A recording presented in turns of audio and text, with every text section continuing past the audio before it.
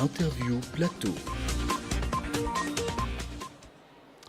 Bonjour à toutes et à tous, bienvenue au Forum de l'orientation, édition 2019. Nous sommes sur le plateau télé du service jeunesse de la mairie de Blois. Je suis en compagnie de Luna, élève de 3e du collège Blois-Vienne. Bonjour Luna. Bonjour. Et notre première invitée de la journée, Corinne, qui est responsable de la maternité à la Polyclinique de Blois. Bonjour. Bonjour. Voilà, donc nous allons discuter et converser autour du métier de sage-femme. Et je vais laisser Luna entamer l'interview. Tout d'abord, quel métier exercez-vous ? Alors, je suis sage-femme, donc responsable de la maternité à la Polyclinique de Blois. Ça fait combien de temps que vous exercez ce métier ? Alors, ça fait 20 ans que je suis sage-femme, 10 ans que je suis cadre, donc responsable d'une maternité, et 10 ans que je suis à la Polyclinique. D'accord. Il faut faire quoi comme études pour exercer ce métier ? Alors, il faut passer par la première année de médecine, par le PACES, et après, c'est 4 ans d'études spécifiques dans une école de sage-femme, donc 5 ans en tout. D'accord. C'est une profession donc médicale, avec des responsabilités, et voilà. Qu'est-ce qui vous a attiré dans ce métier ? D'abord parce que c'est un métier médical où on prend des responsabilités, on est autonome, on doit prendre des décisions et qu'il y a un accompagnement aussi des mamans et puis les études de médecine qui m'intéressaient aussi. Est-ce que vous avez déjà pensé à quitter votre métier ou à exercer une autre profession ? Non. Quels sont les points positifs et négatifs dans ce travail ? Alors, je vais commencer par le négatif pour terminer par le positif. Donc, le côté négatif, il faut savoir que c'est un métier où on va faire des nuits, des fériés, des dimanches. Donc, quelquefois, on peut être un petit peu en décalage avec les copains, les copines, avec les invitations que l'on peut avoir. Ah ben non, je travaille, donc pas toujours possible de se libérer. Je vais presque dire que c'est le point négatif. Le point positif, c'est que c'est un métier très riche parce qu'on entoure les futures mamans, on les aide à devenir mamans, on aide les couples à devenir parents, on travaille beaucoup sur la parentalité et chaque jour est différent puisque les mamans, les couples, les papas sont tous différents. Est-ce que votre métier vous plaît toujours autant qu'à vos débuts ? Oui.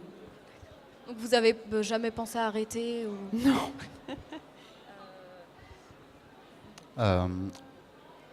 Y a-t-il des sages-femmes hommes ? Oui, de plus en plus. C'est un métier, c'est vrai, quand moi j'ai débuté, il y avait un homme tous les... Maintenant, il y a régulièrement des hommes qui sortent des promotions, oui. Et on les appelle sages-femmes hommes. Certains emploient le terme de maïoticien, mais la maïotique, c'est l'art d'accoucher l'esprit, selon Platon. D'accord. Mais voilà, on peut maïoticien, sage-femme homme ou homme sage-femme. Donc il y a une progression au niveau des hommes sur ce métier. Il y a une progression au niveau des hommes sur ce métier, il y en a de plus en plus. Oui, Ouais. tout à fait. D'accord. Vous êtes combien ? Vous gérez une équipe de combien de personnes sur la polyclinique à la maternité ? Au niveau de la maternité, je gère une équipe de 20 personnes, à peu près 12 sages-femmes, infirmières et puères de nuit et 8 auxiliaires de puériculture. D'accord. Vous avez toujours pensé à exercer ce métier ou avant vous vouliez faire autre chose ? Très honnêtement, depuis que j'ai 5 ans, je voulais être médecin. Je savais que j'allais me diriger dans les études de médecine et j'ai bifurqué dans la filière sage-femme après.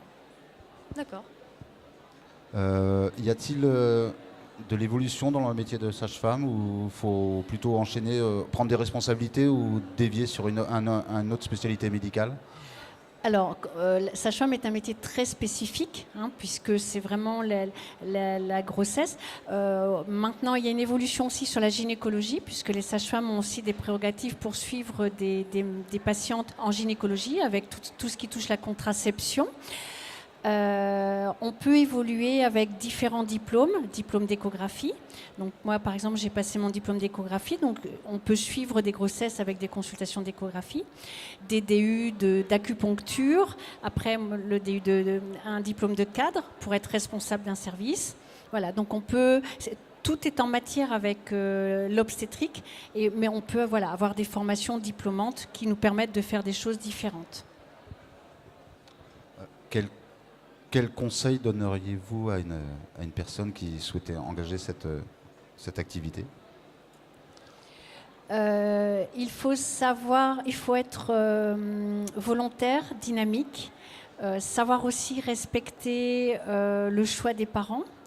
Il faut savoir prendre des décisions. Il ne faut pas avoir peur de faire face à l'urgence parce que certains cas, on doit prendre des décisions face à des urgences.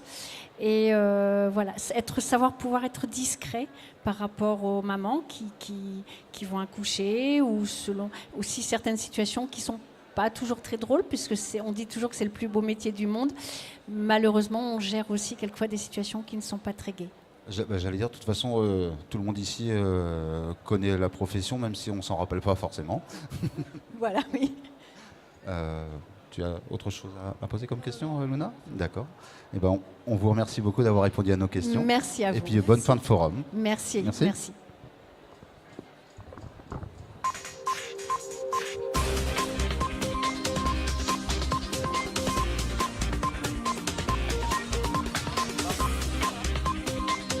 L'interview plateau.